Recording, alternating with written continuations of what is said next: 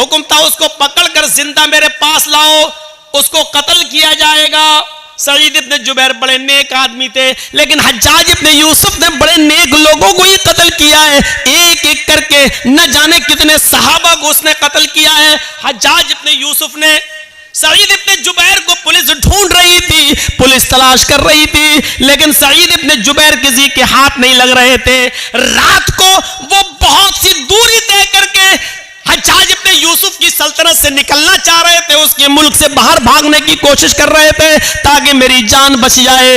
लेकिन रात का वक्त था, अंधेरे में फायदा उठाकर वो जाया करते थे, और जब सुबह होती थी तो कहीं पनाह ले लिया करते थे ताकि हज्जाज इब्न यूसुफ की पुलिस हमको न पकड़ ले। एक दिन रात को इशा की नमाज के बाद किसी मुसलमान के घर वो खाना खाने के लिए रुके थे, और मुसलमानों ही में से किसी ने जासूसी कर दी। हज्जाज इब्न यूसुफ की पुलिस को बता दिया कि सईद इब्न जुबैर फला आदमी के घर रुके हुए हैं, और रात का हिस्सा गुजरने के बाद वो इस घर से निकलेंगे और वो फिर भागेंगे। हज्जाज इब्न यूसुफ की पुलिस आती है और इशा की नमाज के बाद उस घर पे छापा मारती है। सईद इब्न जुबैर पकड़ लिए जाते हैं। अब बताता हूं जासूसी किसने की? अपनों ने। अपने ही जासूसी करते हैं। लॉकडाउन के मौके पर आपने देखा होगा हमारे उत्तर प्रदेश में तो वही हाल था, जब हर चीज का गोश्त बंद था, कुछ नहीं ले सकते थे, और चोरी छुपे कोई अगर भैंस काट लेता था तो अपने ही लोग जासूसी करते थे, फला के घर में भैंस हुई है, और पुलिस आकर छापा मारती थी। जितने की भैंस नहीं उससे ज्यादा जुर्माना वसूल करती थी। अपने ही जासूसी करते हैं। इनाम का लालच होगा, इतना मिलेगा। सईद इब्न जुबैर पकड़ लिए जाते हैं, और सईद इब्न जुबैर को हज्जाज इब्न यूसुफ के पास लाया जा रहा है। लेकिन जहां पकड़े गए वहां से हज्जाज इब्न यूसुफ इतना दूर है कि वहां तक जाने में 1 हफ्ता लग जाएगा। घोड़े पर, ऊंट पर बैठकर सफर किया जाए तो 1 हफ्ता लग जाएगा। कितना? 1 हफ्ता। लेकिन चल रहे हैं। नमाज का वक्त होता, वो नमाज पढ़ते। सफर में रोजा माफ है, लेकिन सईद इब्न जुबैर सफर में भी रोजा रख रहे हैं, क्योंकि उनको मालूम हो चुका है कि अब मेरी मौत का वक्त करीब है। हज्जाज के सामने मैं लाया जाऊंगा और मुझे कत्ल कर दिया जाएगा। लिहाजा वो दिन में रोजा रखना शुरू कर दिए। जहां पुलिस वाले आराम करने के लिए रुकते, वो वहीं नमाज पढ़ना शुरू कर देते और नफली इबादत करना शुरू कर देते। सईद इब्न जुबैर की इबादत पुलिस वालों को बड़ी पसंद आई, उनका अखलाक बहुत पसंद आया। हज्जाज किन दोनों पुलिस वालों ने 3 दिन के बाद कहा, देखो सईद इब्न जुबैर बड़ा नेक आदमी है, अगर इसको हम हज्जाज के पास ले जाएं तो हज्जाज इसको कत्ल कर देगा। बेचारा बच्चों वाला आदमी है, बीवी बच्चे इसके महरूम हो जाएंगे, और हज्जाज को क्या मालूम कि हमने इसको पकड़ा है। ऐसा करो, इस बेचारे को छोड़ देते हैं, ये नेक आदमी है, अच्छा आदमी है। हज्जाज तो जालिम है, वो इसको कत्ल कर देगा। इन दोनों पुलिस वालों ने आपस में सलाह और मशवरा किया कि इस नेक आदमी के कत्ल की जिम्मेदारी हम अपने ऊपर न लें, छोड़ देते हैं इसको।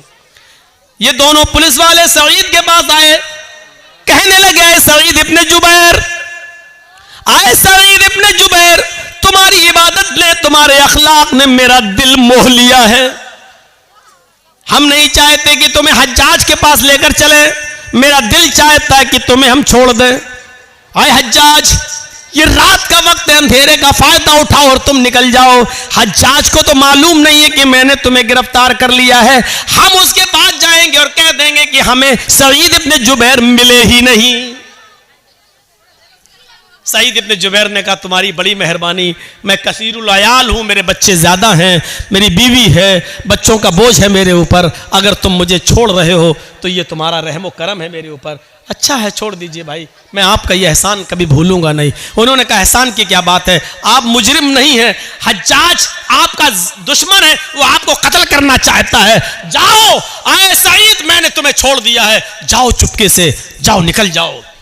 सईद इब्न जुबैर बड़े खुश होते हैं कि मुझे हज्जाज के पुलिस वालों ने छोड़ दिया, लेकिन उनकी खुशी ज्यादा देर तक न रही। वो थोड़ी दूर तक आगे गए होंगे, जैसे यहां से मुअज्जमपुर बस आपका स्टैंड, 1 किलोमीटर तकरीबन गए होंगे, मुश्किल से 1 किलोमीटर गए होंगे, और जाने के बाद वहां कुछ सोचने लगते हैं और सोचकर फिर वहां से वापस आते हैं।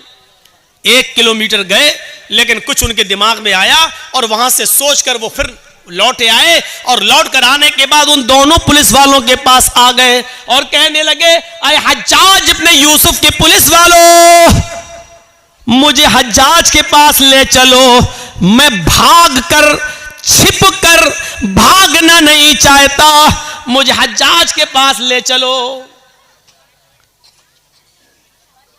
पुलिस वालों ने कहा, तुम्हारा दिमाग खराब है सईद, हज्जाज तुम्हारी जान का दुश्मन है, तुम्हें कत्ल कर देगा। कहा, वो मैं जानता हूं कि वो मुझे कत्ल करेगा। फिर कहा, इसके बावजूद मैं उसके सामने जाना चाहता हूं। पुलिस वाले कहते, हज्जाज आए सईद, बेवकूफी मत करो, मैंने तुम्हें छोड़ दिया, फिर तुम क्यों आए?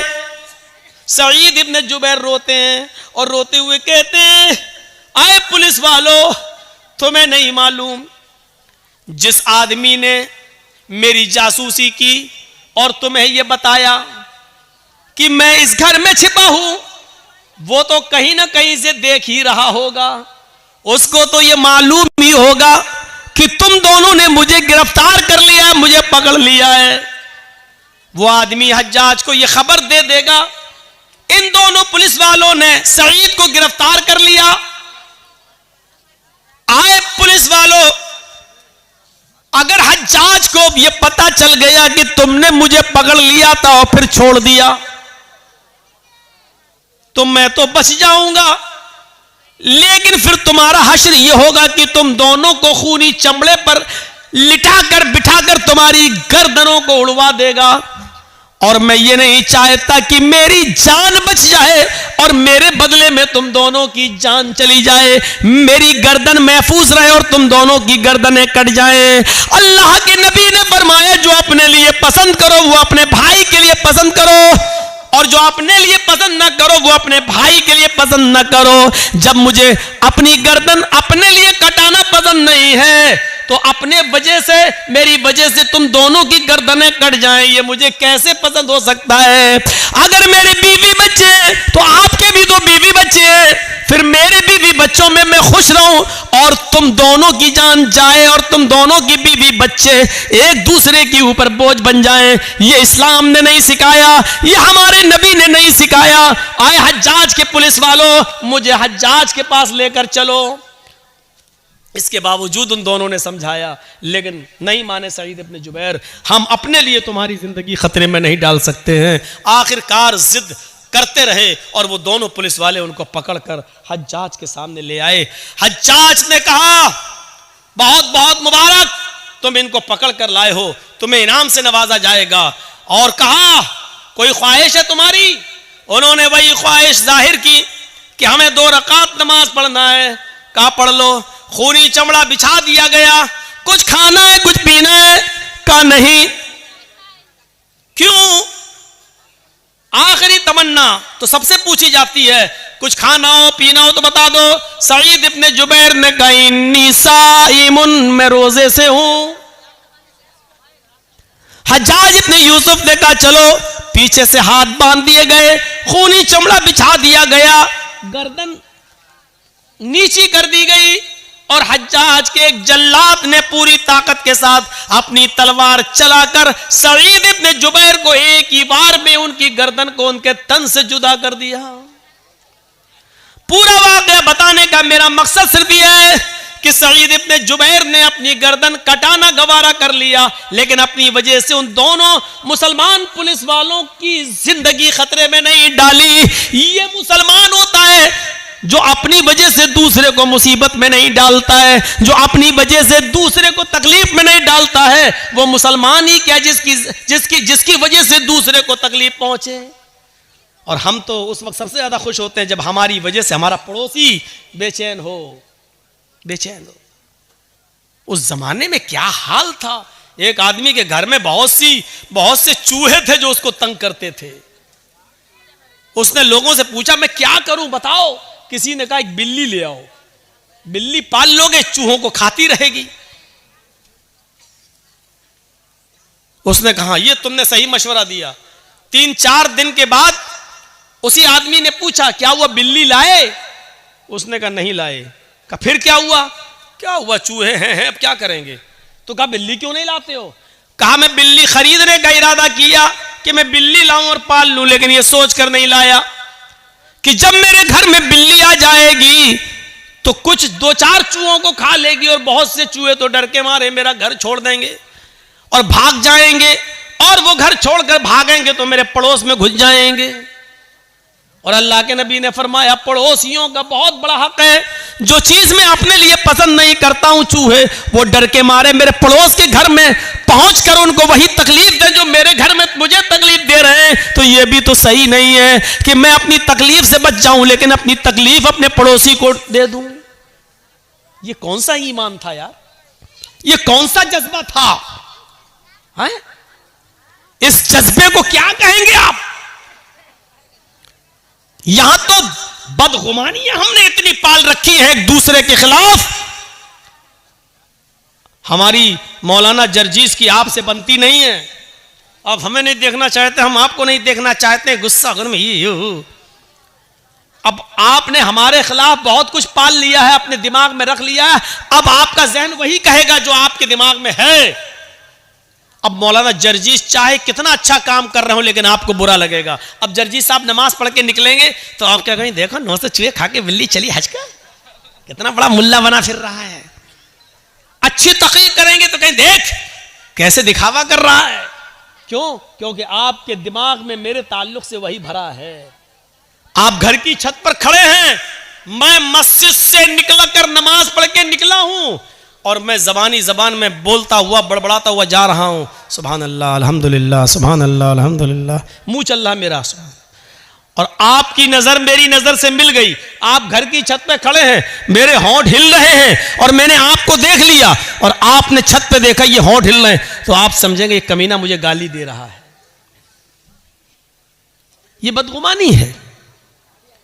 यही कुरान कहता है या अय्युहल्लज़ीना आमनुज्तनिबू कसीरम मिनज़्ज़न इन्न बाज़-ज़न्नि, मोमिनो ईमान वालों एक दूसरे के बारे में ज्यादा बुरे गुमान मत किया करो।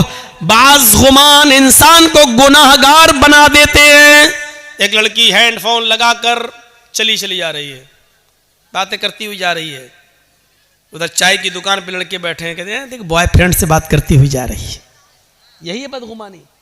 हो सकता है कि वो अपनी मां से बात कर रही हो सकता है कि वो हॉस्पिटल जा रही हो और उसका बाप बीमार हो, अपने भाई से अपने बाप की दवाओं के बारे में पूछ रही हो।